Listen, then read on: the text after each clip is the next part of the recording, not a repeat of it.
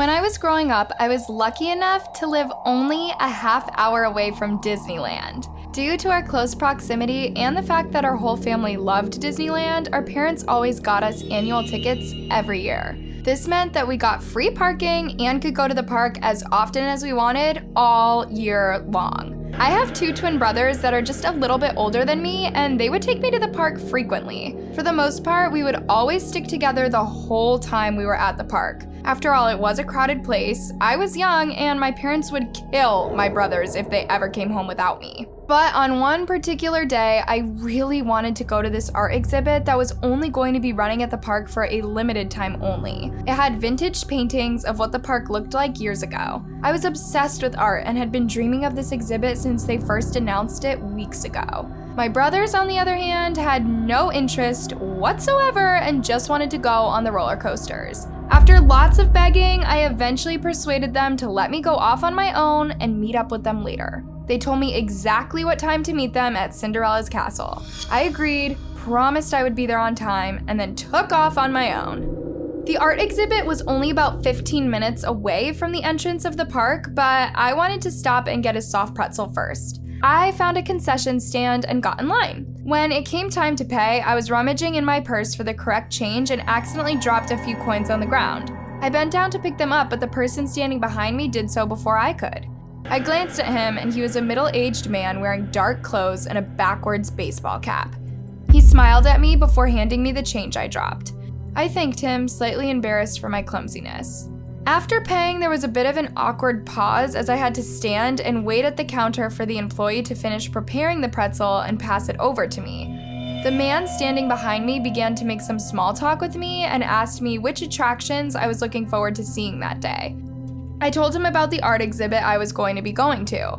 He seemed very interested, and I assumed that he had a wife or a child that maybe he wanted to take see it.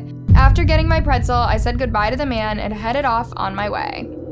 When I arrived at the building where the exhibit was held, it was every bit as impressive as I had been expecting. I took my time wandering around, making sure I saw every painting. I was looking at a particularly stunning painting of Walt Disney when I heard a voice close behind me. "It's a stunning piece, isn't it?" the person said. I turned around and it was the same man from the pretzel stand. He gestured towards the painting. "Oh, yes," I said awkwardly. The building was large, and I couldn't help but think it was strange that he must have had to walk around for some time to track me down. The man began to tell me historic facts about Disneyland. He told me his dad used to work at the park years ago, so he had the inside scoop about what goes on behind the scenes at the park. He even had access to some old films of the park that weren't available to the public.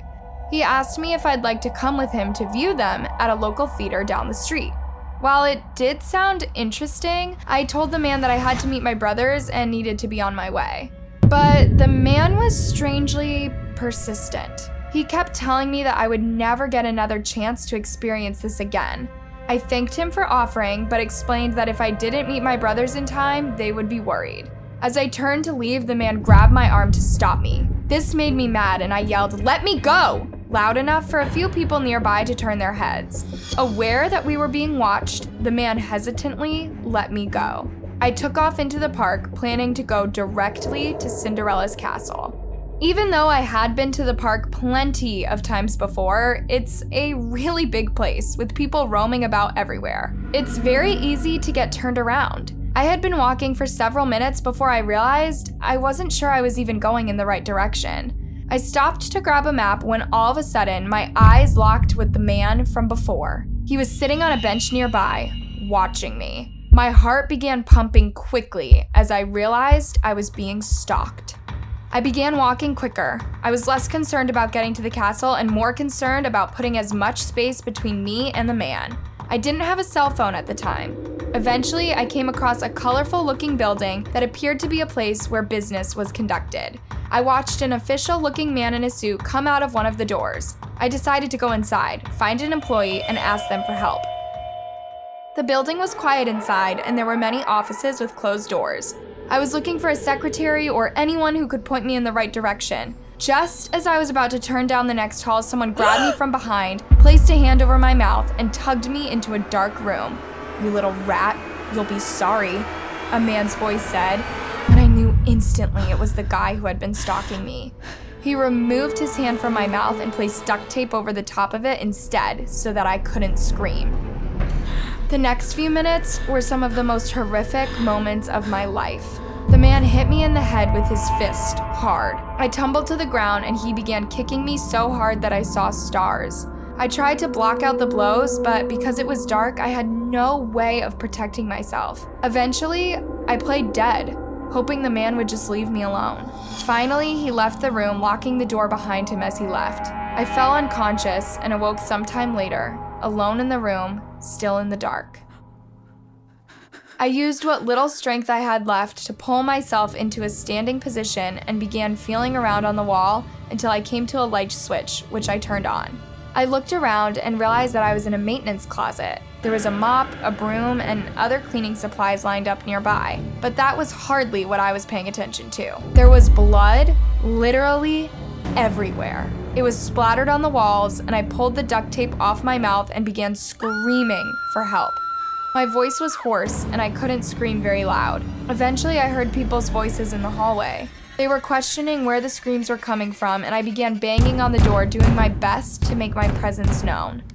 Finally, the door opened, and a man who looked like a janitor was standing there. His face turned white when he saw me, and I wondered how terrible I looked. He then called down the hallway, "She's in here, I found her!" Paramedics and police swarmed the hallway, and the last thing I remember before going unconscious again was being put on a stretcher. When I awoke from the unconsciousness, I was in a sterile room laying in a hospital bed. There were cords connected to me, and I felt the urge to panic.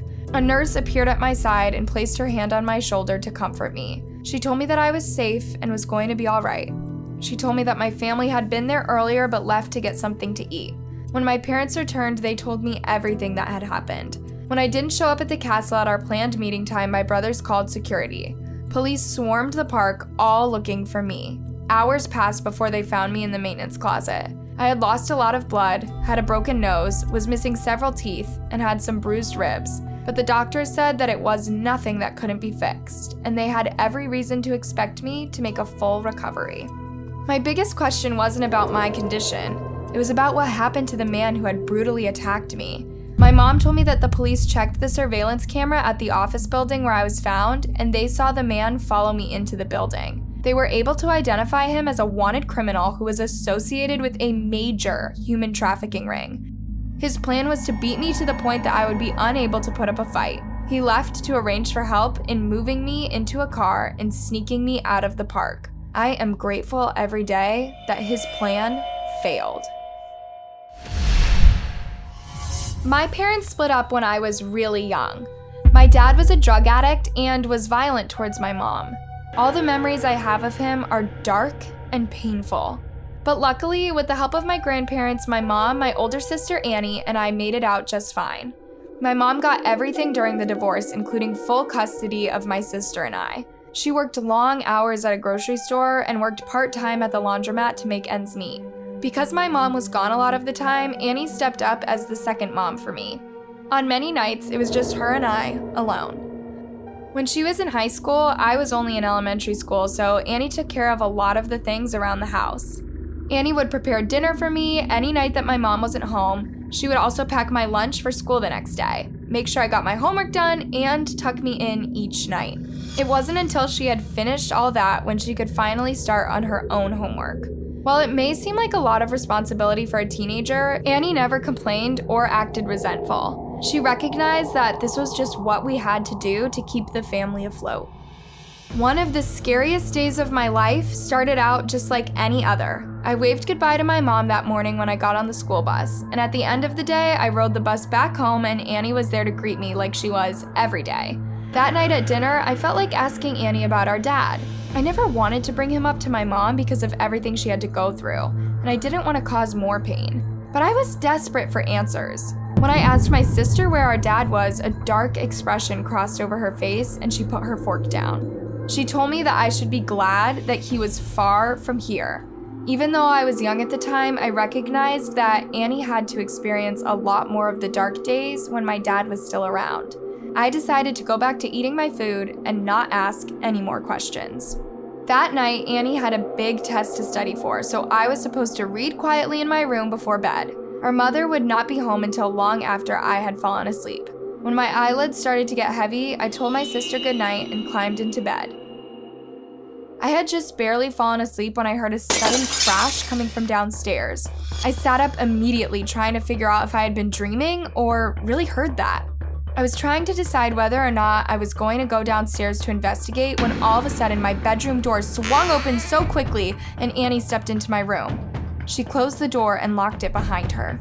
I could tell immediately that something was terribly wrong. She told me to get under my bed and hide.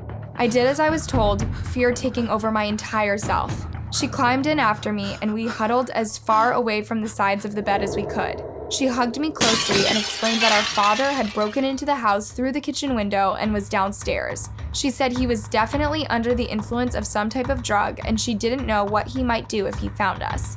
He was probably looking for our mother. My heart was beating out of my chest and a quiet sob escaped my lips. Annie put her hand over my mouth and she begged me not to make any sound. Before long, I could hear a male voice in the upstairs hallway and I knew he was getting closer.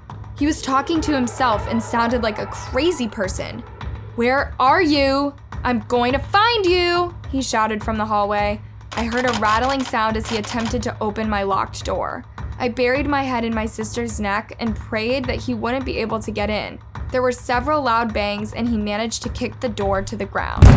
He then began tearing apart my room. I could hear him looking under the covers of my bed, behind the curtains, and in the closet. He was running out of places to look.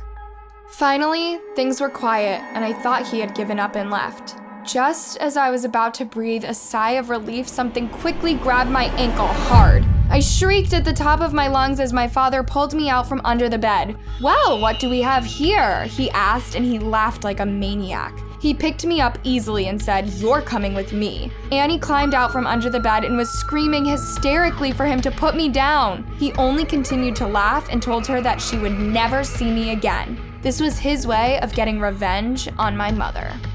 He began dragging me down out of the room and down the stairs. All the while, I was kicking, screaming, doing everything I could think of to get away. Annie was punching him and doing her best to pull me away from him, but none of it fazed him. It was as if whatever drug he was on made him superhuman and immune to pain. We reached the bottom level of our house and I could see a car parked outside, still running with its lights on. I knew deep down it was his plan to put me in that car and take me away from my family forever. I kept screaming Annie's name over and over, desperate to get away from my father. Just before my father had carried me to the door, leading me outside of my house, I realized that I could no longer see or hear Annie. Where did she go? I used my knee to kick my dad in the groin, causing him to cuss and throw me over his shoulder where I had less ability to fight back. The next thing I saw was Annie sprinting from the kitchen with a knife in her hand. It was the same knife I had watched her use to cut up the chicken we had for dinner that night. With a look of pure determination in her face, Annie reached forward and stabbed my dad in the back with the knife. He screamed out in pain, dropping me to the ground in the process. I scrambled away from him and raced to my sister. My father was lying on the floor with blood pooling all around me. Annie grabbed my hand and ran with me out of the house. She began screaming for help at the top of her lungs, and one of the neighbors who had been walking their dog nearby heard her.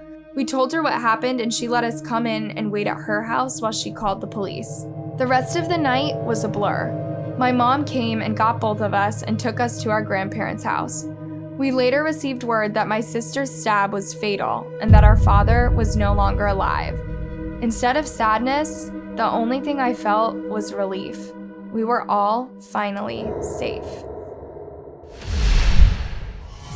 When I was in high school, I got into a terribly abusive relationship with a guy from my school who was once my boyfriend. His name was Adam. He became totally obsessed with me and started acting really possessive, something that caused a lot of problems in our relationship. He would get mad if I talked to any other guys, even if it was just for a school project. I decided to break things off before I went to college so I could have a fresh start. It is safe to say that he did not take the breakup well. He became enraged and would even show up to my house in the middle of the night to try to get me back. My parents had to call the police on him multiple times for trespassing on our property. I ended up deciding to go to college that was 8 hours away from my hometown. I knew no one, but I was okay with that. This was a chance for me to finally be free of my past. When my move-in day arrived, my parents helped me to do my best to make my room a home. We met my roommate Rachel, who is thankfully really sweet and welcoming. The first few weeks of classes went well, and I realized I was actually enjoying myself. I had even made a small group of friends. It was in my 3rd week of college when Rachel and I decided to host a movie night for some of our friends in my dorm room. We were planning on watching some classic scary movies in preparation for Halloween. About an hour before our friends were expected to come, Rachel left to go to the store and grab a few more packages of popcorn, so to be sure that we would have enough for everybody. About 15 minutes after she left, I heard a knock on the door and automatically assumed it was Rachel and that she had just forgotten to take her key with her. I swung the door open quickly without even bothering to check the peephole first. Much to my shock and horror, it was Adam, standing there and not Rachel. He had a knife in one hand that he flashed at me before putting a finger to his lips in an effort to signal me to be quiet. I backed up and he quickly stepped into the room and closed the door. In a hushed voice, I asked him why he had come all this way.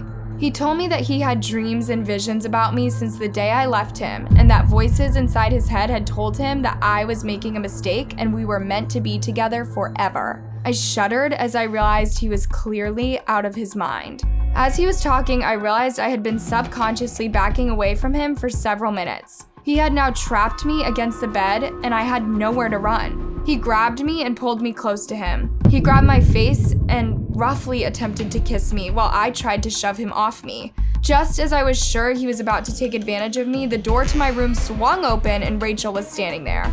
I watched a sense of shock come over her face as she registered the situation. Her shock didn't last long. She grabbed Adam roughly and he turned to look at her and she gave him a full face of mace. He dropped to the ground screaming in agony, and Rachel and I both ran to our friend's room across the hall. We called 911 and Adam was not only arrested but banned from our university forever. Whenever you need a roommate, make sure to get one with fast reflexes. Sleep tight.